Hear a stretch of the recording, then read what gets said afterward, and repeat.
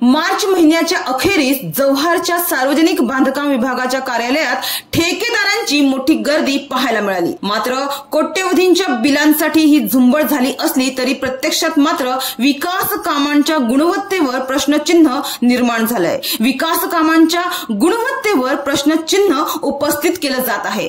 विशेष म्हणजे शनिवार आणि रविवार सुट्टी असूनही हे कार्यालय रात्री उशिरापर्यंत सुरू होते। बिले काढण्याच्या प्रक्रियेदरम्यान काही ठेकेदारांमध्ये पैसे कमी आल्याच्या मुद्द्यावरून वाद झाले आणि हा वाद हाणामारीपर्यंत गेला। परिस्थिती नियंत्रणाबाहेर जाऊ नये म्हणून पोलिसांना पाचारण करण्यात आले होते। मात्र बिले काढण्यासाठी झालेल्या गोंधळामुळे एक महत्त्वाचा मुद्दा समोर आलाय, विकास कामांची गुणवत्ता। ठेकेदारांकडून कोट्यवधींच्या बिलांसाठी ही झुंबड उडत असताना प्रत्यक्षात मात्र रस्त्यांची आणि पायाभूत सुविधांची दयनीय अवस्था आजही पाहायला मिळते। जव्हार विक्रमगड या भागात अजूनही खराब रस्ते आणि अर्धवट कामे दिसतात। मात्र ठेकेदार कोट्यवधींची बिले पास करून घेतात, मग एवढा निधी जातो कुठे? हा प्रश्न स्थानिक नागरिक आणि सामाजिक कार्यकर्ते उपस्थित करीत आहे। डहाणूवरून कल्पेश दळवी, विकास समाचार।